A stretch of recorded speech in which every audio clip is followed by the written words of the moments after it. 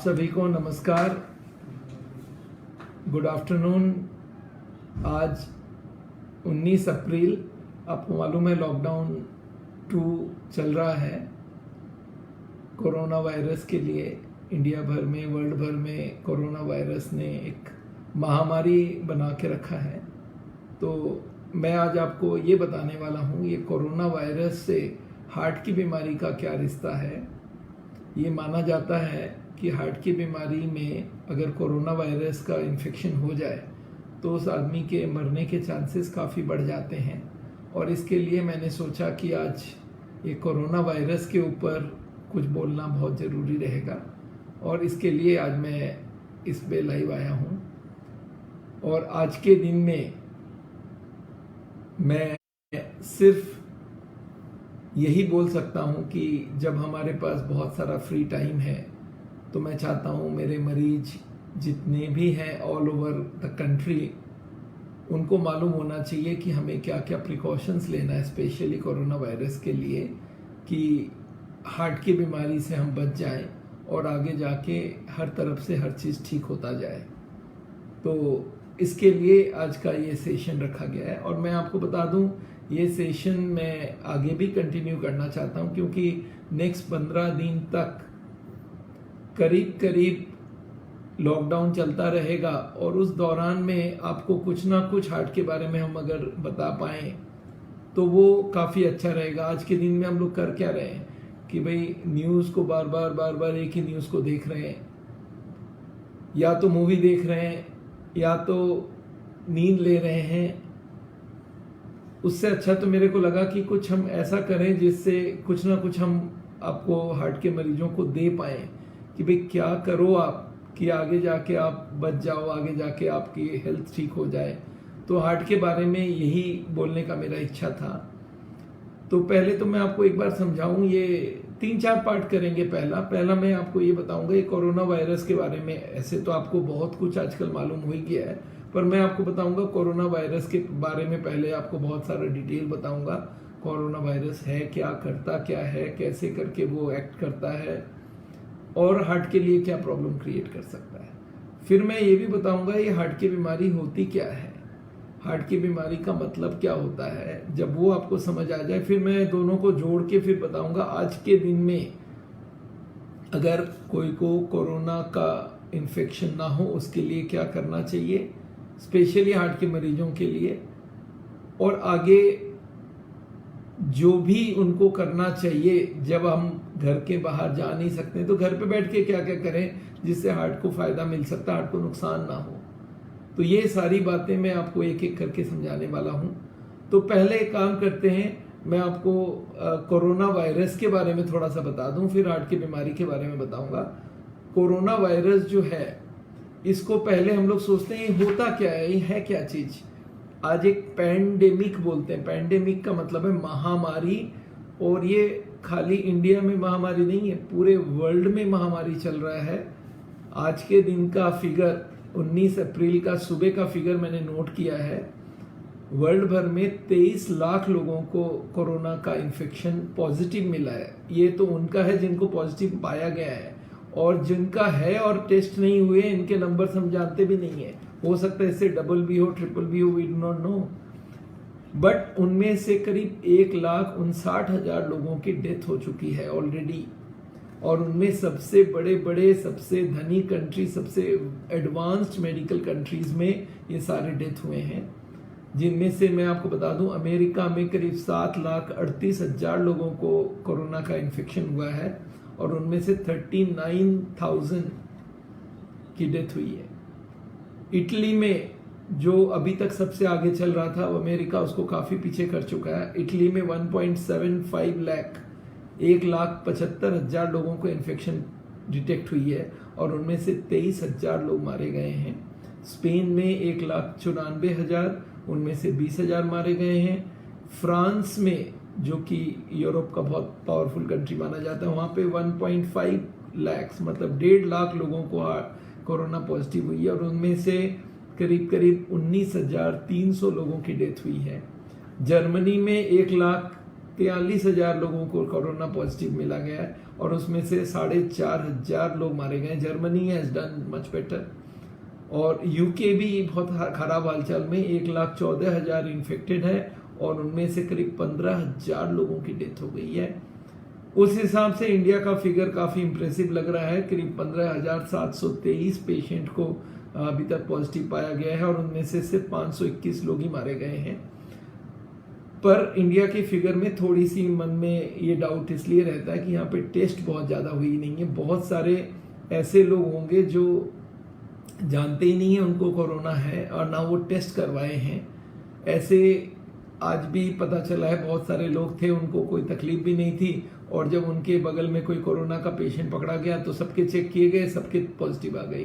23 लोगों को एक साथ पॉजिटिव आ गई। तो कोरोना वायरस आज इतनी फैल गई है और इसको आपको जानना बहुत जरूरी है कैसे क्या करना चाहिए।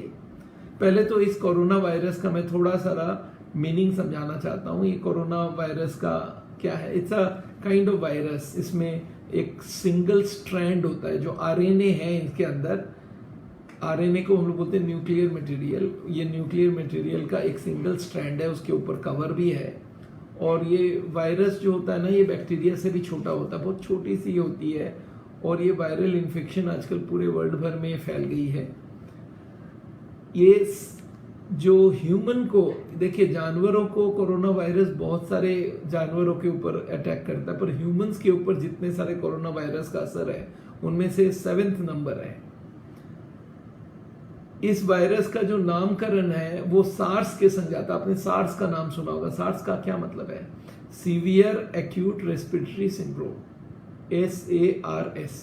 सार्स का ये कोरोना वायरस नंबर 2 माना जाता है। इसका नाम है SARS-CoV-2 और इसको कोविड बोलते हैं। कोविड का क्या मतलब है? Corona virus disease 2। ये कोविड-19 भी आजकल बोला जा रहा है क्योंकि ये 19 में शुरू हुई थी। तो ये समझ लीजिए ये वायरस हमारे बॉडी में घुसती है और ये फिर मल्टीप्लाई कर जाती है और हर जगह जा जा के ये अटैक करती है। और ये ओरिजिन कहाँ से हुआ? माना जाता है चाइना से ये ओरिजिन हुआ है और ये जानवर से आई है। और वो जानवर में भी बहुत सारे जानवर से कोरोना आती थी, पर ये वाली जो पर्टिकुलर कोरोना है इसमें ये माना गया है कि 2 तरह के जेनेटिक मटेरियल मिला गया है। एक तो सांप से और दूसरा बैट से। तो ये चमगादड़ और सांप, ये दोनों की कॉम्बिनेशन से या तो ये हुआ हो चमगादड़ को सांप ने खाया हो और इन दोनों को आदमी ने खा लिया और आदमी के अंदर इन्फेक्शन आ गई। तो ये ऐसा माना गया कि चाइना में इस तरह के मीट वगैरह खूब खाया जाता है और वहीं पे ये तैयार हुआ था। और ये पहले चाइना में फैला और चाइना में उनके हिसाब से चाइना में करीब 80,000 90,000 लोगों को इन्फेक्शन हुआ था और उनके हिसाब से करीब 3200-3300 लोग मारे गए। But we have doubts about that. उनके फिगर्स छिपे हुए होते हैं, पर ये माना जाता है कि चाइना में भी lakhs of people have died. But anyway, उस तर्क में अभी हम लोग नहीं जानते। हम लोग ये सोचते हैं ये करता क्या है, ये हमारे बॉडी में जाने के बाद करता क्या है। ये एक हमारे बॉडी में एक रिसेप्टर होती है जिसको बोलते हैं angiotensin CA converting enzyme, ACE angiotensin converting enzyme 2।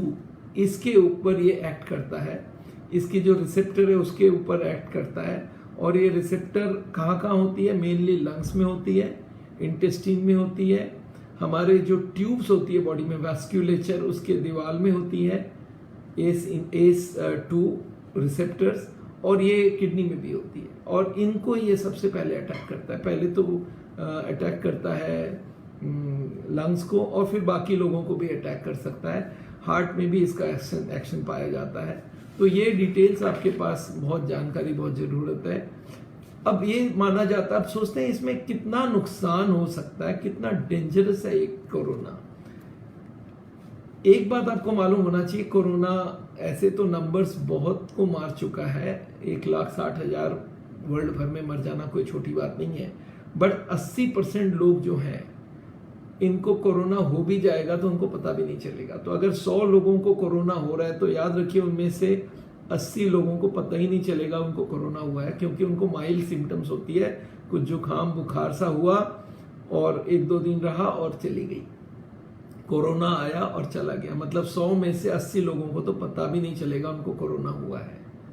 अब जो 20% लोग हैं जिनको पता चल गया कि हाँ उनको कोरोना है या तकलीफ, कोरोना हुआ है, पता नहीं चला, मान लेते कोरोना हुआ है तो उनको तकलीफ क्या होगा, उनमें से 15% लोगों को हॉस्पिटलाइजेशन का जरूरत नहीं है, उनको तकलीफ होगी, बुखार हो सकता है और सांस लेने में तकलीफ हो सकती है, कुछ नाक से पानी गिरने का प्रॉब्लम हो सकता है। तो ये अगर आने लगे तो हम लोग को ये सोचना चाहिए कोरोना तो नहीं है ना। पर ये सिम्टम्स कभी कभी कॉमन कोल्ड फ्लू में भी होता है, इसलिए इसको लेके बहुत ज़्यादा परेशान होने की जरूरत नहीं है। 15% केसेस में थोड़ा तकलीफ होती है और वो धीरे धीरे चली भी जाती है, तो उसको लेके अब रह गई 5%। 80 में से 80 तो कुछ होना ही नहीं, 80 को 15 को कुछ होना भी है तो वो बहुत सीरियस नहीं होने वाला है। 5% को हॉस्पिटल लेके जाना पड़ेगा, हॉस्पिटलाइजेशन 5% माना जाता है और उनमें से करीब करीब डेथ 1% को होता है। अगर हम लोग देखें 1% किन की बात कर रहे हैं, जो नॉर्मल आदमी लोग हैं, normal adult below 50 years of as.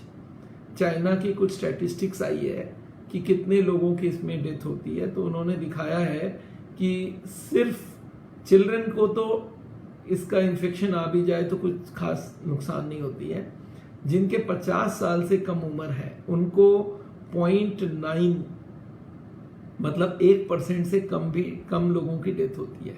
मतलब 100 लोगों को अगर इन्फेक्शन हुआ कोरोना का 50 साल से कम में, तो उसमें सिर्फ एक की डेथ होगी। अगर 60 साल 50 के ऊपर 50 से 60 की गिनते हैं तो 1.3 आ जाती है परसेंटेज में, इतना डेथ होता है। अगर 60 के ऊपर हो तो थोड़ा बढ़ जाता है 3.6, और 70 के ऊपर हो तो 8%, और 80 के ऊपर लोगों को अगर कोरोना 100 लोगों को होता है उनमें से 14 से 15%, 14.8 उनकी स्टैटिस्टिक्स है चाइना की, वुहान से आई है। वो लोग बोलते हैं इतने परसेंटेज लोग मारे जाएंगे। हार्ट के पेशेंट्स का क्या हालचाल है? हार्ट के पेशेंट्स को 11.5 गुना ज़्यादा रिस्क होता है हार्ट अटैक मरने का। अगर एक नॉर्मल आदमी का मरने का चांस 1% है तो हार्ट के मरीजों को 10.5% या 11 के आसपास का परसेंटेज ज़्यादा है। तो मतलब 10-11 गुना उनको ज़्यादा मरने के चांसेस हैं। डिस्कस करूंगा मैं कि क्यों उनकी ज़्यादा डेथ के चांसेस हैं। और डायबिटीज़ जिनको है उनके भी थोड़ी ज़्यादा रहती है, करीब 6.3%, मतलब 6-7 गुना ज़्यादा। और हाई ब्लड प्रेशर उनको भी ज़्यादा होने के चांसेस रहता है।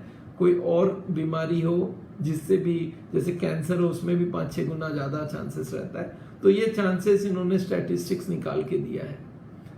अच्छा, डेथ के कारण क्या क्या होते हैं? डेथ का मेजर कारण होता है सांस नहीं आना।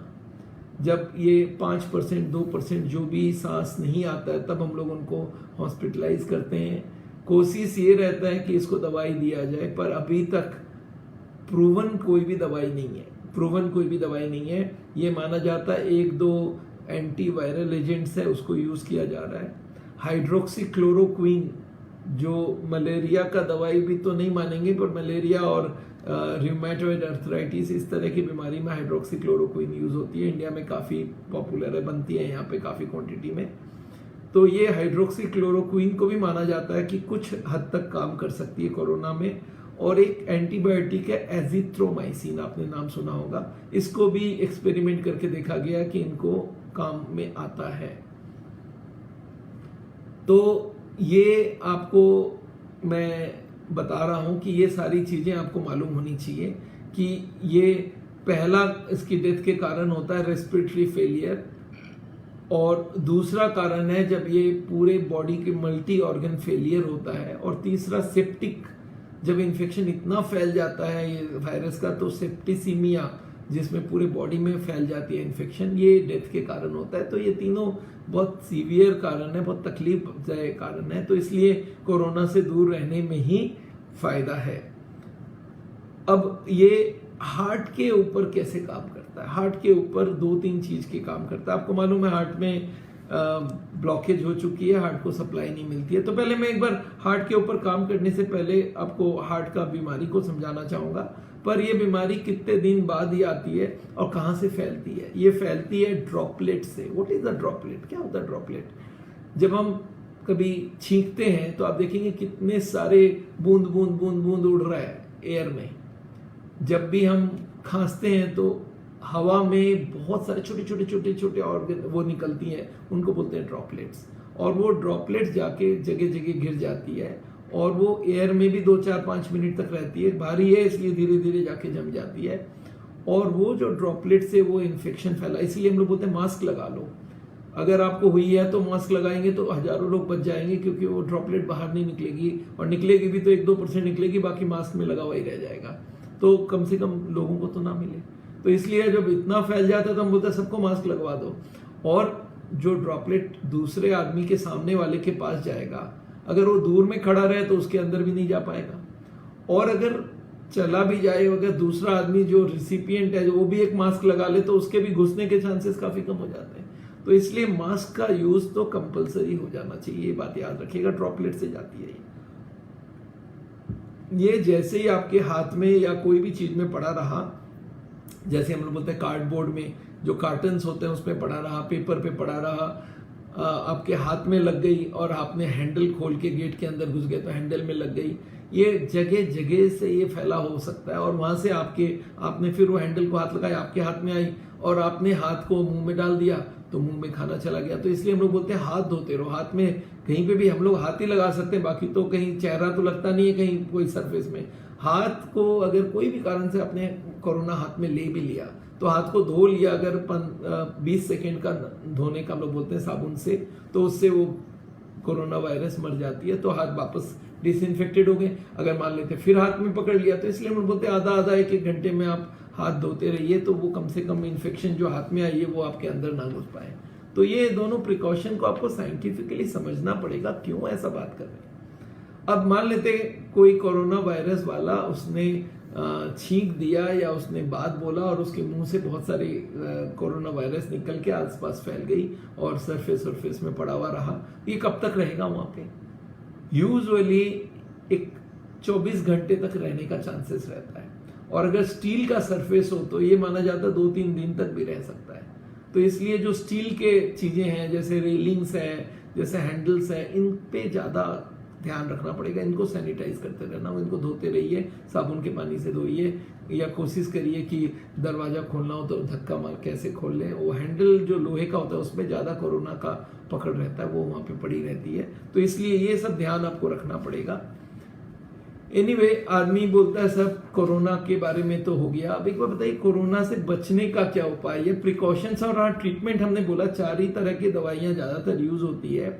एक होती है एंटीवायरल एजेंट, एक होता है हाइड्रोक्सीक्लोरोक्विन, एक होता है एजिथ्रोमाइसिन। कुछ क्लॉट बनने के भी चांसेस होते हैं इसमें, इसलिए क्लॉटिंग एंटी क्लॉटिंग एजेंट दिया जाता है, वो भी बहुत काम की चीज है। एंटी क्लॉटिंग, जिनको कोरोना इन्फेक्शन फैल गई है, जिनको हॉस्पिटलाइज किया गया है, तो उनको फिर एंटी क्लॉटिंग दवाई भी दिया जाता है। और अगर उनकी इन्फ्लामेशन बढ़ जाती है, अंदर में सूजन हो जाती है जिससे डेथ के चांसेस बढ़ जाते हैं, तो कोई को स्टेरॉइड भी दिया जाता है। इंटरल्यूकिन एंटी इंटरल्यूकिन भी चीज दिया जाता है। तो वो हॉस्पिटल के डॉक्टर्स को छोड़ देते हैं। हम लोग क्या क्या कर सकते हैं, एक आम आदमी क्या कर सकता है कोरोना को बचाने के लिए? ऑलरेडी आपके पास इंफॉर्मेशन 2 तो पहुंची गई है। एक तो हाथ को धोना, क्यों, वो भी हमने समझाया है। आपके हाथ में अगर कोई रिंग्स वगैरह है, घड़ी है, तो इनको भी खोल के घर पे रख दें तो अच्छा रहेगा कि उनके अंदर बैक्टीरिया वो रह जाए, वायरस वो जाके आपका पड़ा रहे। तो अच्छा है कि हाथ को क्लीन ही कर दिया कि भाई हाथ में अब जो भी साबुन है साबुन से धो दो तो हाथ पूरा क्लीन हो जाए। तो ये आप याद रखिएगा, आधा घंटा 1 घंटे में हाथ धोते रहें। अगर स्पेशली आप कहीं बाहर जा रहे हैं या हैंडल खोल के बाहर जा रहे हैं, ऐसा कभी हो या थोड़े से एक्सपोज का चांसेस है, तो हाथ को बहुत ज्यादा धोइए।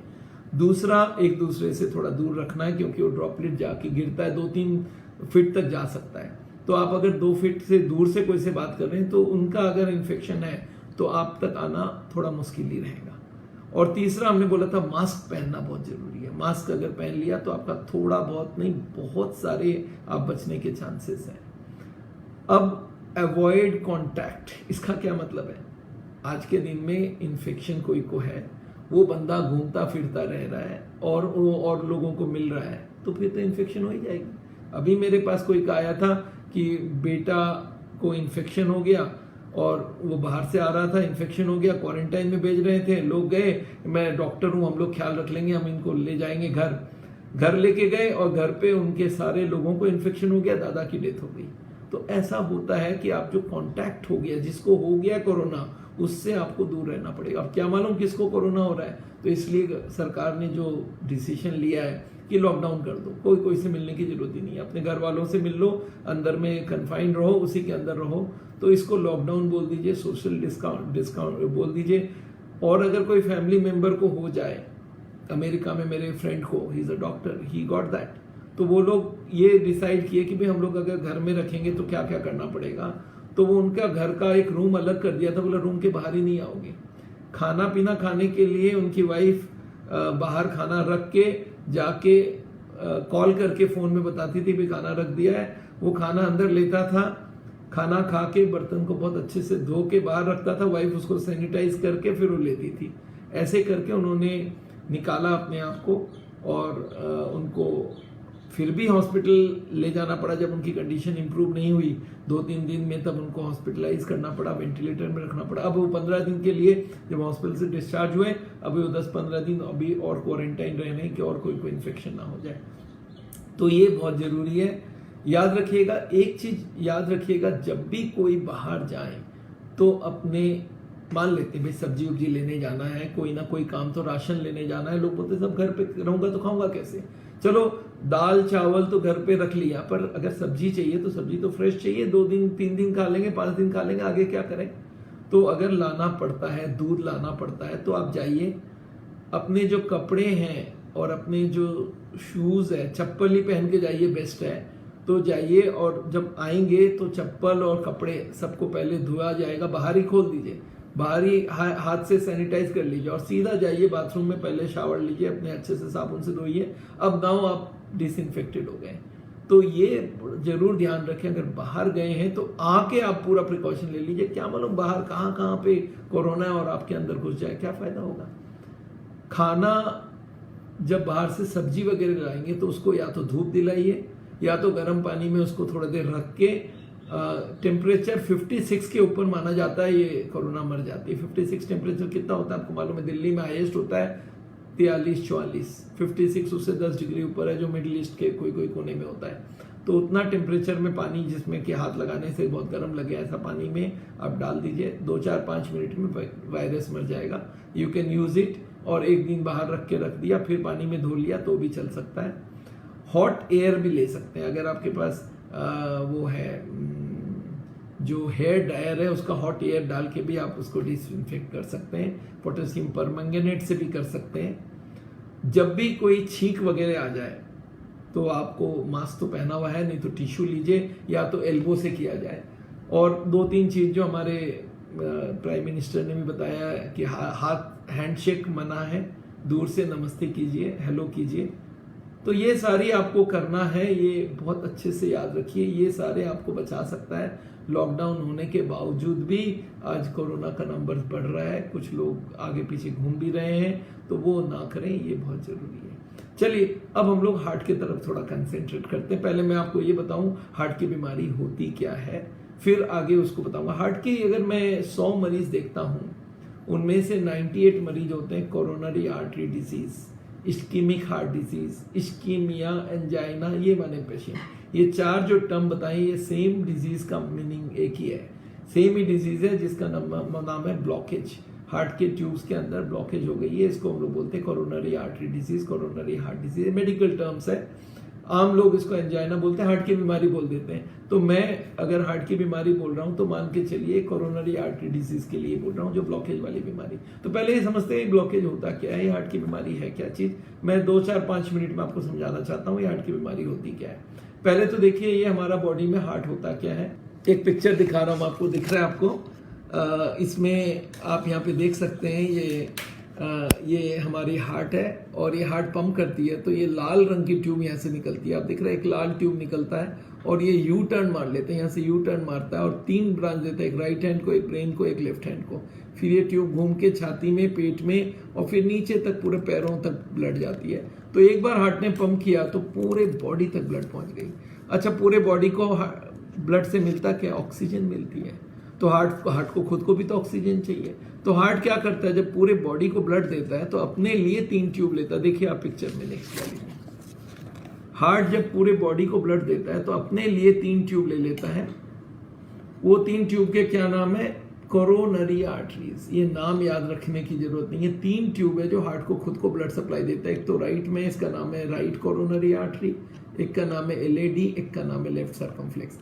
ये 3 ट्यूब मिलके हार्ट को ब्लड देती है और इन्हीं के अंदर चर्बी जम जाती है। ये ट्यूब जो होती है ना, ये देखिए एक तो राइट साइड में है और 2 लेफ्ट में, एक राइट में है, 2 लेफ्ट में है।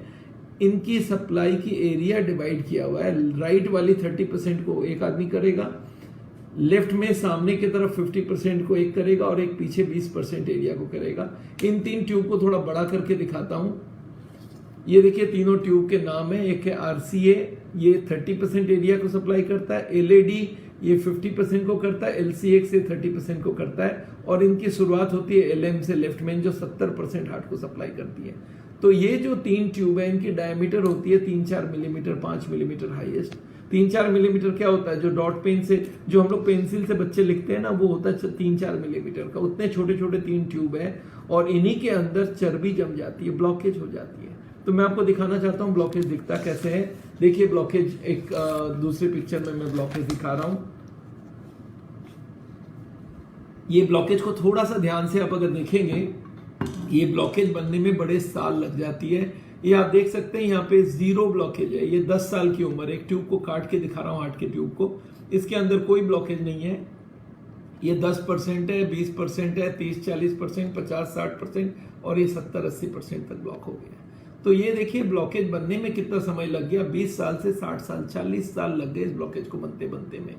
तो ये ब्लॉकेज अगर बढ़ता जाए तो बहुत साल बाद ये ब्लॉकेज बढ़ के आपको तकलीफ दे सकता है। हार्ट का पेशेंट कब बनेगा? वो जब 70-80%, जैसे कि ये इस लास्ट वाले में आप देख रहे हैं, यहाँ पे 70-80% ब्लॉक हो चुकी है। 20%, 30% यहाँ पे खुला हुआ है।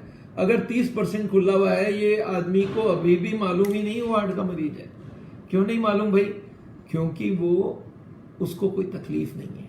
हमारी हार्ट की जो ऑक्सीजन की जरूरत है, ऑक्सीजन डिमांड बोलते हैं हमारे मेडिकल भाषा में, वो सिर्फ 10% से ही मिट हो जाता है। 10% ब्लड फ्लो करे तो हमारी ऑक्सीजन की जरूरत जितनी मिल जाती है। पर अगर हम बैठे ना रहें, थोड़ा चलने का या मेहनत करें, तो हमें 20% जरूरत है। अगर हम चलते हैं तो 20% और अगर दौड़ने की कोशिश करें तो 30%। 30 के ऊपर हमें जरूरत ही नहीं होता कभी जिंदगी में। और देखिए 70% एक्स्ट्रा ब्लड है, तो 70 ब्लॉक हो जाए, 30 खुला है, मरीज दौड़ रहा है, बोलते मुझे कोई तकलीफ नहीं है, तो वो हार्ट का पेशेंट अपने आप को मानता ही नहीं है। अगर वो ब्लॉकेज बढ़ता जाए तो वो 70-80 क्रॉस करेगा, तब मरीज ये बोलेगा सर मुझे ना दौड़ने में दिक्कत होता है। और थोड़ी ब्लॉकेज हो जाए तो बोलता मुझे चलने में दिक्कत होती है। और थोड़ा ब्लॉकेज हो जाए बोले बाथरूम जाने में दिक्कत होने लग गई। तो हार्ट का मरीज हमारे पास कब आएगा? जब 80-90 से ऊपर ब्लॉकेज हो जाए। याद रखिए जो हार्ट के मरीज नहीं है वो ये ना समझ ले उनकी 0 ब्लॉकेज है। वो हो सकता है 10, 20, 30, 40% कहीं ना कहीं होंगे। ये ब्लॉकेज अगर बढ़ता जाएगा तो वो जाके एक ना एक दिन हार्ट का मरीज बन जाएगा। तो ये आपको ध्यान रखना पड़ेगा कि ब्लॉकेज सबके अंदर बढ़ रही है। कोई का 10, 20, 30, 40, 50% है। और ऐसे लोग क्या सोचते हैं कि मैं तो हार्ट का पेशेंट ही नहीं हूं, मेरे को क्या मालूम है। तो ये जो आपको चीज मालूम है वो बहुत जरूरी है। तो एनीवे मैं क्वेश्चन आंसर थोड़ी देर बाद लूंगा, बस इतना सा मैं थोड़ा और समझा दूं, then I will take some question answers. मैं जानता हूं थोड़े बहुत क्वेश्चन मेरे पास आ रहे हैं लोगों की, but I will just give you some time. तो ये है हार्ट का मरीज, 80% के करीब ब्लॉकेज। अब ये देखिए ऊपर वाले पिक्चर में आप देख सकते हैं इसमें 0 ब्लॉकेज है, फिर थोड़ा ज्यादा ब्लॉकेज, और ज्यादा ब्लॉकेज, और ज्यादा ब्लॉकेज, ये करीब 70% ब्लॉक हो चुकी है। तो ये है हार्ट का पेशेंट। अब हम लोग, इसमें तकलीफ क्या होती है? तकलीफ ये होती है छाती में दर्द होती है और स्पेशली चलने में होता है, स्पीड लेने में होता है। जैसे ही रुक जाओ तब तक वो ठीक लेने लग जाता है। तो ये बात आपको याद रखना पड़ेगा। अब आगे चलते हैं हम लोग। ये बीमारी में जो सबसे बड़ी तकलीफ है उसको क्या बोलते हैं? उसको बोलते हैं हार्ट अटैक। अब ये हार्ट अटैक कौन सा मसला है, क्या चीज? देखिए हार्ट अटैक का क्या मतलब है, एक जीरो ब्लॉकेज है, एक ट्यूब, आपको 3 ट्यूब दिखा रहा हूं, एक में कोई ब्लॉकेज नहीं है, ये ट्यूब क्लियर ट्यूब है और इसके अंदर 70% ब्लॉक हो चुकी है, आपको दिख रहा है ये ब्लॉक है। और ये ब्लॉकेज के ऊपर एक चीज आपको ध्यान रखना पड़ेगा, ब्लॉकेज के ऊपर एक पर्दा होता है, ये देखिए एक पर्दा है यहाँ पे, ये जो पर्दा है इसको बोलते हैं इंटरनल मेम्ब्रेन या इंटीमा। और अगर ब्लॉकेज बढ़ती जाए तो ये ब्लॉकेज बढ़ती जाएगी तो एक ना एक दिन ये पर्दा फट जाता है और जैसे ये पर्दा फटेगा यहाँ से केमिकल निकल के इसके जो राइट पार्ट है उसमें ब्लड जा रहा था, उस ब्लड को क्लॉट बना देता है। ब्लड क्लॉट समझते हैं आप, सॉलिड खून का थक्का जम जाना, और जैसे ही ये थक्का जम गया ये 100% ब्लॉकेज हो गया, इसको बोलते हैं हार्ट अटैक। 100% ब्लॉकेज होते ही क्या होगा, हार्ट का एक हिस्सा डेड हो जाएगा, वो काम करना बंद कर देगा, वो डैमेज होना चालू कर देगा, उस वक्त बहुत ज़्यादा पेन होती है, एक्यूट पेन होती है और इसको बोलते हैं हार्ट अटैक, और इससे ही ज़्यादातर लोग मारे जाते हैं। तो याद रखिएगा, हार्ट अटैक का मतलब है 100% ब्लॉकेज, हार्ट की बीमारी का मतलब है 70 से ज़्यादा ब्लॉकेज। 70, 80, 90 ये सब हार्ट की बीमारी कैटेगरी में आ गई, और अगर 100 ब्लॉक हो गया तो इसको मतलब है कि आपकी ब्लॉकेज और बढ़ गई है और 100 हो गई है।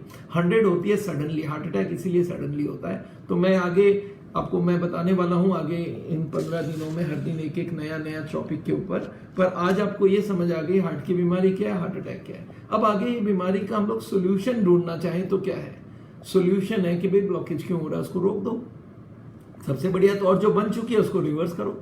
तो पहले देखते हैं ब्लॉकेज बनता क्यों है, ब्लॉकेज के कारण क्या है। तो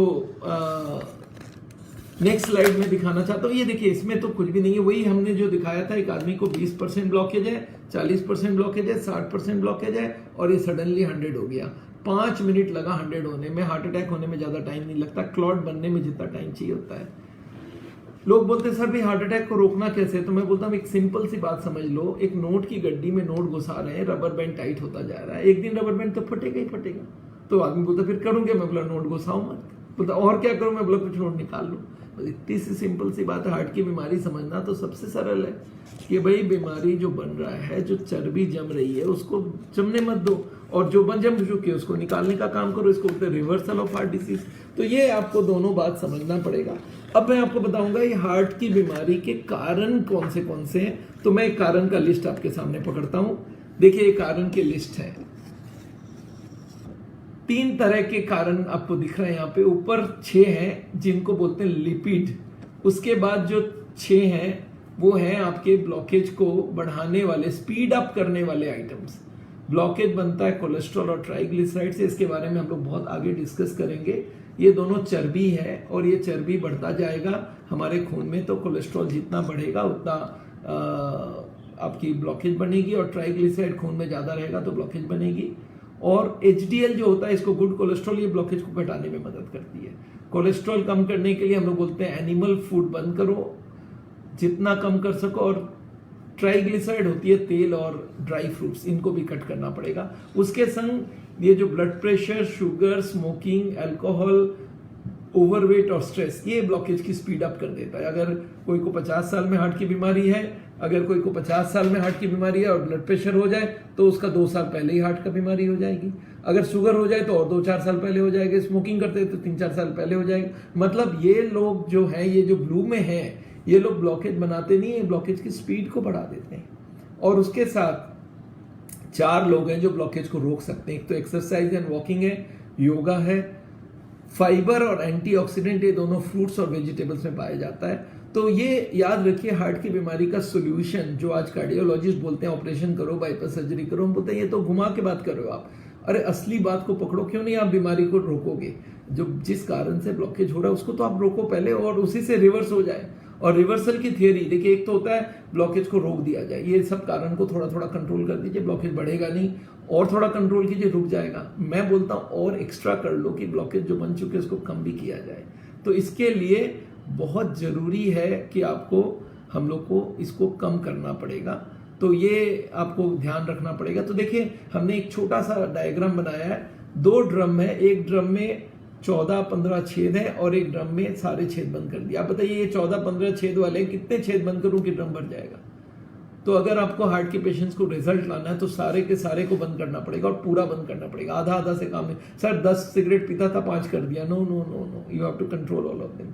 तो एनीवे हार्ट की बीमारी को हम लोग आगे डिस्कस करेंगे। मैं आपको बता दूं, हार्ट की बीमारी आज के दिन में वर्ल्ड का नंबर 1 बीमारी है और इससे हर दिन में, इस हार्ट की बीमारी में हर दिन करीब करीब 9,000 लोग इंडिया में मारे जाते हैं और 9,000 इंडिया में मारे जाते हैं तो पूरे वर्ल्ड भर में इसका 4-5 गुना लोग मारे जाते हैं। आप मान के चलिए इंडिया में हर 10 सेकेंड में एक हार्ट का मरीज मर रहा है। 10 सेकेंड में 1 मिनट में 6-6 लोग मारे जा रहे हैं और इनको हम लोग रोक सकते हैं अगर हम ये सारे कारण को समझ जाएं। हमारी जो संस्था है सावल, ये हार्ट के पेशेंट्स को ये एजुकेट करता है। तो आप कैसे करके चलें कि जो ब्लॉकेज बनी है इसको हम लोग रोक सकें, इसको रिवर्स कर सकें। तो एनीवे, मैंने आपको बहुत डिटेल में समझाया हार्ट की बीमारी, कोरोना की बीमारी। अब आगे चलते हैं, एक कोरोना के वक्त हार्ट के मरीज कर क्या सकते हैं।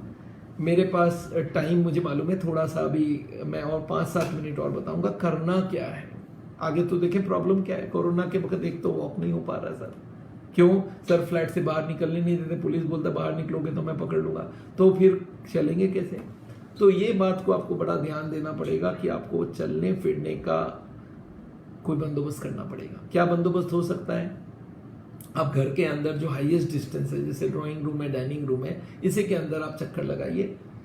बिना रुके चक्कर लगेगी और खाली पेट में वॉक करना चाहिए। याद रखिएगा, बहुत सारे हमारे मरीज हैं जो वॉक करने जाते हैं थे, अब बंद कर दिया है सर लॉकडाउन में, कैसे करूं? ये बहाना नहीं चलेगा, आपको चलना पड़ेगा। घर के अंदर ही उसी स्पीड में आप चलिए और कंटिन्यूअस 20-25 मिनट, हम लोग 35 मिनट चाहते हैं हमारे हार्ट के पेशेंट्स से, 35 मिनट वॉक करना पड़ेगा। तो कोरोना के वक्त ये वाला आपको ध्यान रखना पड़ेगा कि आपको घर पे करना पड़ेगा, वॉकिंग छोड़ने से नहीं चलेगा। दूसरी चीज याद रखिएगा, आपको योगा करना बहुत जरूरी है। योगा के लिए आप बोलेंगे सब योगा कौन सा करूं, तो हमारे मरीजों को तो हमने सिखा दिया है और जो अभी तक हमारे कांटेक्ट में नहीं आए उनको मैं बता दूं, बहुत सिंपल सी बात है। आप यूट्यूब में जाइए, डॉक्टर बिमल छाजड़ लिखिए या सावल लिखिए, हमारे संस्था का नाम है SAAOL, सावल में जाइए और यूट्यूब में आप वहाँ पे लिखिए योगा फॉर हार्ट, तो ये सारे एक्सरसाइजेज आ जाएंगे। करीब 10 मिनट का एक एक्सरसाइज है सर से पैर तक का, एक 10 मिनट का एक्सरसाइज है, 8 आसन है, 2 खड़े होके, 2 बैठ के, 2 उल्टा लेट के, 2 सीधा लेट के। तो 20 मिनट में ये आसन और ये एक्सरसाइज वाला पार्ट हो जाएगा। 5 मिनट आप अनुलोम विलोम प्राणायाम कीजिए और 10 मिनट मेडिटेशन। करीब 35 मिनट आपको टाइम देना पड़ेगा। तो ये 35 मिनट का वॉक और 35 मिनट योगा, ये तो आप बैठ के लॉकडाउन के वक्त भी कर सकते हैं। हाँ, बोलेंगे सर थोड़ा थोड़ा स्प्लिट कर करके करूंगा, दैट इज ऑल राइट। घर पे आप अपना ब्लड प्रेशर और शुगर जरूर चेक करिए, क्योंकि ब्लड प्रेशर अगर आप खाने में नमक वगैरह ज़्यादा खा रहे हैं तो बीपी बढ़ने का चांस है, स्ट्रेस से भी बीपी बढ़ने का चांस है, तो इनको जरूर चेक करिए। डाइट में एक बात बता दूं, इस वक्त सारे लोग फ्री हैं, किचन सामने रखा होता है तो आदमी घुसता है किचन में, कुछ उठा के खा जाता है, तो वजन बढ़ने के पूरे चांसेस हैं। तो इसको ध्यान रखिए, वजन नहीं बढ़ना चाहिए। उसके लिए आपको क्या करना है मालूम है ना? आपको फ्रूट्स और वेजिटेबल्स पे जोर लगाना। एक टाइम का खाना फ्रूट्स रख लीजिए, एक तरफ का वेजिटेबल रख लीजिए, एक टाइम खाइए, ठीक से खाइए, कोई बात नहीं है। बट अगर ये चीज आप कर सकते हैं तो आपका वजन नहीं बढ़ेगा। मैंने देखा बहुत सारे लोग बोलते हैं साहब मेरा लॉकडाउन में 20 दिन में 10 किलो 5 किलो ऐसे बढ़ गया, और बढ़ता भी था। मैं जानता हूँ, मैंने देखा है लोगों को 10-10 किलो बढ़ाने में। अगर खाना फ्रीली मिल जाए और एक्सरसाइज बंद हो जाए तो आदमी बहुत ज़बरदस्त खाता है, और अल्कोहल से भी बहुत, अल्कोहल के संग जो सामान खाते हैं उससे भी बहुत बढ़ता है वजन। तो वजन बढ़ना नहीं चाहिए, वजन हर दिन चेक करिए। वॉकिंग आपको हमने बता ही दिया। एक और काम करना पड़ेगा, आपका इम्यून सिस्टम को तेज करना पड़ेगा। इम्यून सिस्टम को तेज करने के लिए हम लोग को जो खाना चाहिए उसके ऊपर मैंने एक वीडियो जारी किया, आप लिखिएगा इम्यून सिस्टम को बढ़ाने वाली वीडियो, तो आपको आ जाएगी। बट मैं आपको बहुत सिंपल बता दूं, बहुत सारे फ्रूट्स खाइए, संतरा जरूर खाइए, उसमें विटामिन सी बहुत होता है। बहुत सारे फाइबर और वेजिटेबल्स खाइए, योगा जरूर करिए, स्ट्रेस जितना कम करेंगे। अच्छा सा नींद होना चाहिए, नींद अच्छी आनी चाहिए। नींद करीब करीब हम लोग बोलते हैं 7-8 घंटा, 7 घंटा एडल्ट को नींद लेना चाहिए। बच्चे ज़्यादा लेते हैं पर एडल्ट 7 घंटा मिनिमम नींद ले। 8-9 घंटा नहीं नींद ले लीजिएगा, 8 नहीं, 8 तक तो ठीक है, 7-8 चलेगा। 9-10 घंटा अगर सोएंगे तो आपके बॉडी में लेजीनेस आ जाएगी, उसको नहीं करना चाहिए। याद रखिएगा, जो हमारी 18 साल के कम वाले हैं उनको तो इम्यूनिटी स्ट्रांग है, उनको इतनी दिक्कत नहीं है, पर जो एजेड है उनका इम्यूनिटी बढ़ाना बहुत जरूरी है। तो खाने में फल सब्जी खूब खाइए, विटामिन्स अगर आप ले सकते हैं, बाहर से भी ले सकते हैं। आजकल विटामिन ए और सी और ई, इनको एंटीऑक्सीडेंट बोलता है, ये तीनों आप बहुत करके खा सकते हैं, कोई दिक्कत नहीं है। और एक बात याद रखिएगा, स्ट्रेस कम करना बहुत जरूरी है। घर पे अकेले हैं, काम भी है, कोई आपस में शेयरिंग का प्रॉब्लम है। अब तक तो बाहर निकल जाते थे घर वाले तो आपस में अलग अलग हो गए तो शाम तक आते थे तो झगड़ा कम होता था। अब तो सारा दिन साथ रहना तो झगड़े होने के चांसेस हैं, तो झगड़ा जैसे ना हो उसका याद रखें। कोई भी चीज़ एक्सेस में नहीं होना चाहिए। एक्सेस टीवी देखना, एक्सेस न्यूज़ सुनना, एक्सेस गेम खेलना, एक्सेस में नींद लेना, एक्सेस में वो मोबाइल लेके बैठ जाना, ये एक्सेस वाला सारा काम अवॉइड करिए। एक आध घंटा करिए, पर एक्सेस वाला जितना है उसको हटाइए सब काम से। और पूजा कर सकते हैं आप घर पे, भगवान का नाम ले सकते हैं, अपने आप को कुछ लिटरेचर पढ़ने का काम करिए, कुछ म्यूजिक सुनिए। कोई के घर पे थोड़ा बहुत गार्डनिंग का काम है, थोड़ा से कुछ प्लांट्स लगा के रखें तो उनका देखभाल करिए, ये जरूर करिए। और घर का सारा काम शेयर करके करिए कि भाई ये काम मैं कर देता हूँ, ये आप कर लेना, ये आप कर लेना। तो ये सब अगर आप करते हैं तो काफ़ी हद तक आप फायदा कर सकते हैं आपको। मैं हार्ट के पेशेंट्स को इसके साथ एक चीज़ और बोलना चाहता हूँ, हमने एक सेफ्टी सर्कल डेवलप किया है कि हार्ट के मरीजों को हम लोग बोलते हैं अगर आप अपने हार्ट को बचाना चाहते हो तो ये सब चीज़ के 3 रेंज है। आपको मैं एक बार सेफ्टी सर्कल दिखाना चाहता हूँ, इसको आप देखिए एक बार। ये हमारी सेफ्टी सर्कल है, इसमें दिख रहा है 3 कलर है, आपको दिख रहा है 3 कलर है, एक रेड कलर है, एक येलो है, एक ग्रीन है। रेड में रखेंगे कोई चीज को, कोलेस्ट्रॉल की रेंज देखिए, रेड, येलो, ग्रीन। अगर रेड में रखते हैं तो ब्लॉकेज बढ़ा रहे हैं, येलो मतलब ब्लॉकेज को रुक गया है, और ग्रीन मतलब ब्लॉकेज घटा रहे हैं।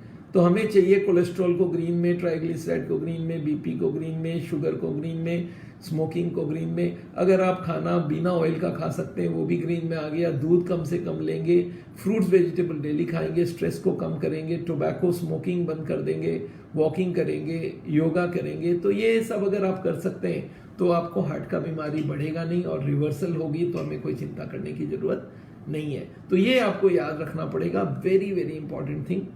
एनीवे, मैं करीब करीब अपना आपको जो बोलने का बात है वो हम कर चुके हैं पूरा।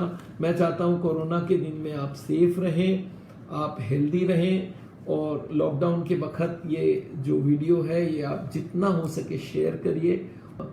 याद रखिए हमारे इंडिया भर में 93 सेंटर्स है, आपको जितना भी पूछना है हर सेंटर में जाके आप हमारे वेबसाइट में जाइए, 93 सेंटर्स है, और हर जगह आप जाके वहाँ पे मिल सकते हैं, वहाँ से एडवाइस ले सकते हैं। अगर कोई हार्ट का मरीज है उनको आप वहाँ पे भेज सकते हैं। याद रखिएगा YouTube में हमारे वीडियो भरे हुए हैं, और वो सारे वीडियो हर टॉपिक के ऊपर है, तो आप वीडियो जरूर देखिए। अगर कोई हार्ट का मरीज है उनको बोलिए आपको हार्ट के बारे में समझना है, सिंपल समझना है। देखिए डिफिकल्ट बनाना बहुत ईजी है। हार्ट की बीमारी का मतलब है 70-80% ब्लॉकेज हार्ट के ट्यूब्स में। अगर हार्ट के डॉक्टर्स को पूछेंगे क्या हार्ट की बीमारी क्या होता है, बोलते हैं एथेरोस्क्लेरोसिस है। अब बोलते हैं इसका क्या मतलब है, बोला it is the oxidised LDL cholesterol being engulfed by the phagocytotic action of monocytes. तो आप कंफ्यूज हो जाएंगे। मैं चाहता हूं आपको सिंपल बात समझ आ जाए कि हार्ट की बीमारी के ये कारण है, इनको हम सॉल्व करना चाहते हैं। हम एलोपैथी की दवाई जरूर यूज करना चाहते हैं। हम चाहते हैं कि एलोपैथी की दवाइयाँ हम लोग यूज़ करें, पर हम ऑपरेशन नहीं चाहते। हम नहीं चाहते बाईपास सर्जरी, एंजियोप्लास्टी किया जाए, इसलिए हम नहीं चाहते इसको किया जाए। तो इस बात को याद रखिएगा। एनीवे, अब मैं क्वेश्चंस करना चाहता हूँ।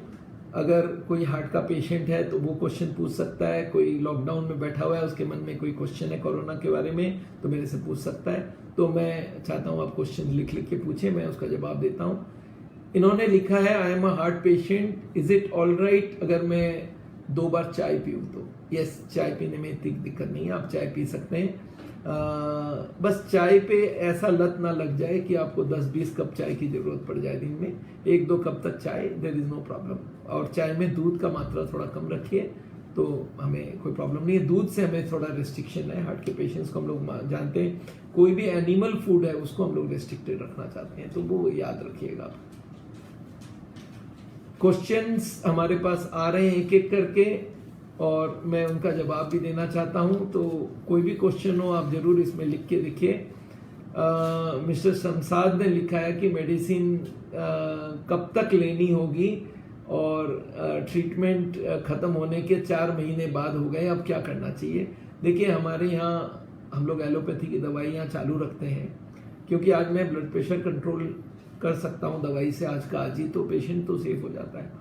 पर हार्ट के पेशेंट्स को ये भी मालूम होना चाहिए दवाइयाँ काफ़ी आगे तक चलती है। तो आप 4 महीना हो गया, जब ये लॉकडाउन खुल जाए तो हमारे नियरेस्ट सेंटर में मिलिए और कंसल्ट करिए, वो लोग आपको आगे के लिए फिर दवाइयाँ लिख के देंगे। पर लिपिड प्रोफाइल जरूर करवाइए, वो बहुत ज़रूरी है। याद रखिएगा चाय में दिक्कत नहीं है, दूध खाली लिमिटेड होनी चाहिए, बस इस चीज़ को ध्यान रखिएगा। क्वेश्चंस आनी चाहिए, अभी भी 15 मिनट हमारे पास क्वेश्चन आंसर का टाइम है। डॉक्टर जी मेरे डैडी को हार्ट ब्लॉकेज है, हम क्या करें। देखिए आप जहाँ पे भी हैं, अगर दिल्ली में है तो दिल्ली में जैसे ही लॉकडाउन खुलेगा हमारे सेंटर चालू हो जाएंगे। हम लोग ये प्लान कर रहे थे कि अभी लॉकडाउन खुल जाएगा परसों से तो हम चालू करेंगे, पर पता चला अभी दिल्ली में लॉकडाउन का थोड़ा टाइम बढ़ा दिया गया। पर जब भी हम खुले आप आके हम लोग से मिलिए, और जहाँ पे भी हमारे 95 सेंटर्स हैं वहाँ पे जाके मिलिए, वो लोग आपको हेल्प करेंगे क्या करना है। पर बाईपास सर्जरी एंजियोप्लास्टी की कोई ज़रूरत नहीं है, इस बात को याद रखिएगा। अब तो प्रूवन हो चुका है कि इसका कोई प्रॉब्लम नहीं है बाईपास सर्जरी एंजियोप्लास्टी में। हाँ एक बात, एक क्वेश्चन आया कि ये हार्ट के मरीजों को इतनी ज़्यादा कोरोना क्यों इतना डेंजर है कोरोना का।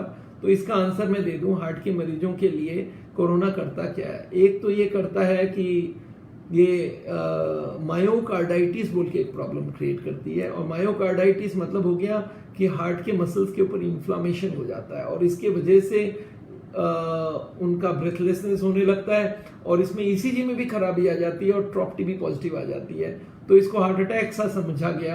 इटली में उन्होंने हंड्रेड्स ऑफ लोगों की जिनका इस तरह का ईसीजी में चेंज आया, ट्रॉप टी पॉजिटिव आया, एंजियोग्राफी करके देखा कि उनकी ब्लॉकेज आई नहीं। तो ये मायोकार्डाइटिस के वजह से भी ये दिक्कत होती है।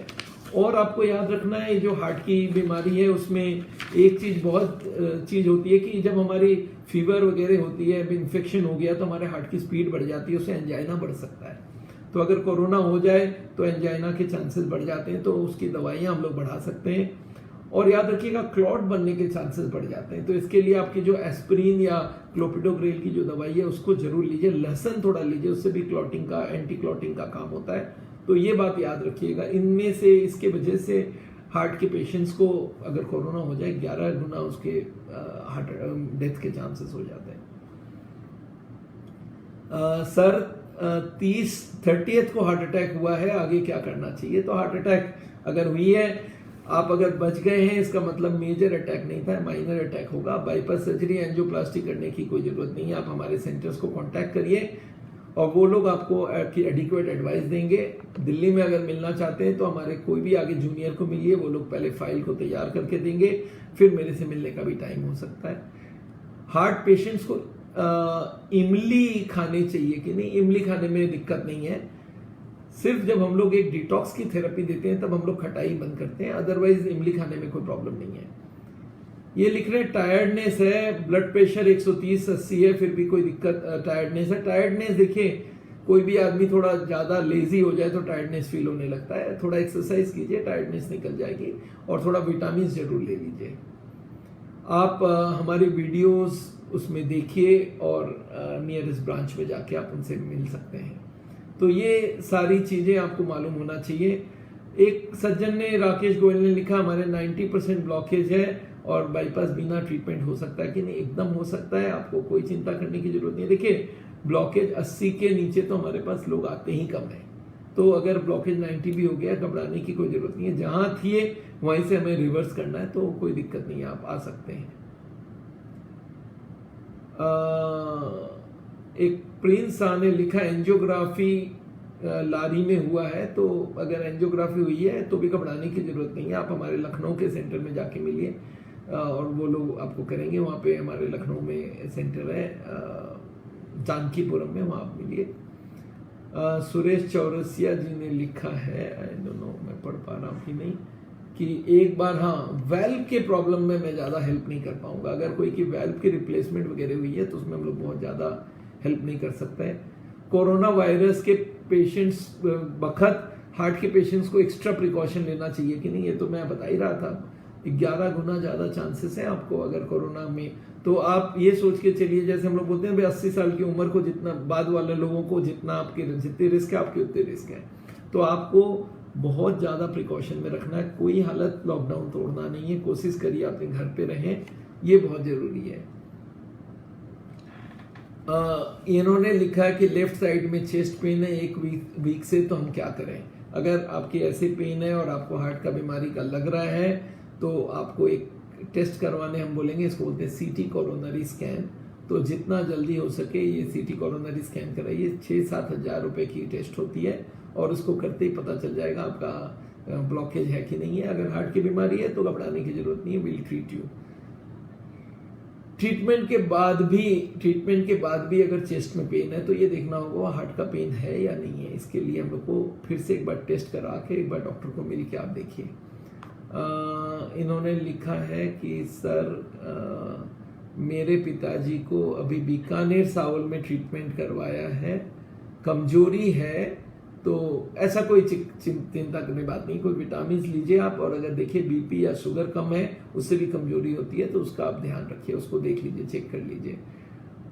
हार्ट फेलियर के केसेस में याद रखिएगा जो कोरोना पेशेंट्स हैं उनको हार्ट फेलियर होने के बहुत ज़्यादा चांसेस होते हैं, क्योंकि उनको मायोकार्डाइटिस होती है, उनकी ऑलरेडी पंपिंग अगर कम हो तो बहुत जल्दी पानी जम जाती है लंग्स में। ऐसे ही लंग्स उनका डैमेज हो रहा है न्यूमोनिया की वजह से कोरोना का, और उसके संग हार्ट फेलियर भी हो जाए तो ये बहुत सीरियस केस होता है, तो इनको तो बहुत ध्यान रखना पड़ेगा।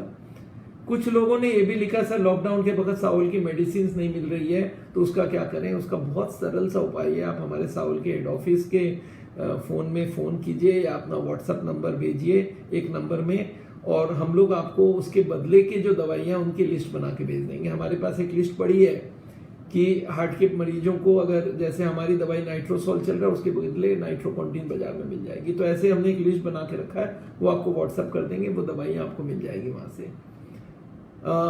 ये लिखा है इन्होंने कि LMCA में 80% ब्लॉकेज है, ECP करें कि नहीं करें। हम लोग कोशिश करेंगे ECP ना हो, पर पहले मैं एंजियोग्राफी की CD देखना चाहूँगा। बहुत सारे जगह में ऐसा होता है 70% ब्लॉक है और 80 बना देते हैं हम लोग, तो ये ध्यान रखिएगा। याद रखिए हमारे पूरे इंडिया भर में सेंटर्स हैं और हर सेंटर में आप जाके उनसे मिल सकते हैं, वहीं पे जाके उसकी ट्रीटमेंट भी हो सकती है, तो ये ध्यान रखिए। और याद रखिए ये जो आज का सेशन है, ये आज हमारी शुरुआत है। नेक्स्ट 15 दिन तक हर दिन एक एक टॉपिक को, ये टॉपिक कौन सी होगी उसकी लिस्ट हम आपको भेज देंगे। और कल हमारी है हार्ट की बीमारी और उनके कारण, वो कारण को एक एक करके डिस्कस किया जाएगा। ये कोलेस्ट्रॉल क्या है, ट्राइग्लिसराइड क्या है, ब्लड प्रेशर कैसे इसको इफेक्ट करती है, शुगर कैसे इफेक्ट करती है, हम लोग कौन से कारण को ठीक रख लें कि हार्ट अटैक के चांसेस कम हो जाते हैं, कौन से कारण ठीक करें तो ब्लॉकेज रिवर्स हो सकती है। और आप अपना क्वेश्चन तैयार रखिए। इनफैक्ट क्वेश्चन आप इन एडवांस में हम लोग को एक व्हाट्सएप नंबर में भेज सकते हैं, तो हम क्वेश्चन की लिस्ट लेके आपको जवाब दे देंगे। और व्हाट्सएप नंबर आप लिख लीजिए 9811050427 9811050427। और एक नंबर आप लिख लीजिए जिसमें आप क्वेश्चन भेज सकते हैं, वो है 9015531151 9015531151। ये एक नंबर है और एक है 9811050427। ये दोनों नंबर में आप लिख के ये दोनों नंबर में आप व्हाट्सएप भेज दीजिए, हम आपका आंसर पहले से तैयार रखेंगे तो उसके हम लोग कर लेंगे। वाल्व में अगर ब्लॉकेज है तो उसका हम लोग खास कुछ नहीं कर सकते, वाल्व हम लोग सॉल्व नहीं कर सकते, बट हम लोग आपकी अगर ब्लॉकेज है हार्ट के ट्यूब्स में उसको हम ठीक कर सकते हैं, तो वो आप याद रखिए बहुत इंपॉर्टेंट है। सावल की मेडिसिन आपको बाहर से नहीं मिलेगी, पर याद रखिए बाहर से जब भी दवाई खरीदेंगे आपको डबल या ट्रिपल पैसे लगने वाले हैं, तो कोई बात नहीं। 1 महीने का भी मेरे पास उस दिन एक पेशेंट का फोन आया, सर आपने बाहर की दवाई की लिस्ट तो हमको भेज दी, हमने खरीदा 3000 आपके वहां से लेता था, अब 6000 में सेम दवाई मिली है, क्योंकि ये डबल दाम लगेगा आपको। You can't help it because इसमें हर वो जो केमिस्ट बेच रहा है उसको प्रॉफिट चाहिए, उसके पहले वो जो डॉक्टर्स को लोग ब्राइब करते हैं उसका पैसा चाहिए, डॉक्टर्स को वो लोग घूमने ले जाते हैं उसका पैसा चाहिए, जो रिप्रेजेंटेटिव है उनका सैलरी सब तो आप देंगे, तो दवाइयों का दाम तो बढ़ ही जाएगा। तो ये बहुत याद रख लीजिएगा। आपको दवाई आपको ये जो दोनों व्हाट्सएप नंबर है इसमें आप जरूर से फ़ोन करिए, और ये नंबर आपको मैं अभी डिस्प्ले में देख के देता हूँ, 9015531151 और एक है 9811050427। ये दोनों नंबर को आप याद रखिएगा। एक क्वेश्चन और हमारे पास आई है, वो है कि सुना है कोई दवाई जिसको बोलते हैं एस इनहिबिटर, वो कोरोना के लिए खराब है, कोरोना वाले को लेने में मुश्किल है। ऐसा कुछ नहीं है। मैं आपको बताऊं, एस इनहिबिटर के ऊपर अभी भी प्लस माइनस दोनों तरह की रिपोर्ट आ रही है, पर एस इनहिबिटर विड्रॉ करना बहुत डिफिकल्ट है। आज एक हार्ट का मरीज का एस इनहिबिटर दवाई चल रही है, उसको हम हटा नहीं सकते, बहुत कॉमन बीमारी यह है दवाई। अभी अमेरिकन हार्ट एसोसिएशन ने सारे समीक्षा करके बताया है कि ये दवाई चलती रहनी चाहिए, इसको बंद करने की कोई ज़रूरत नहीं है।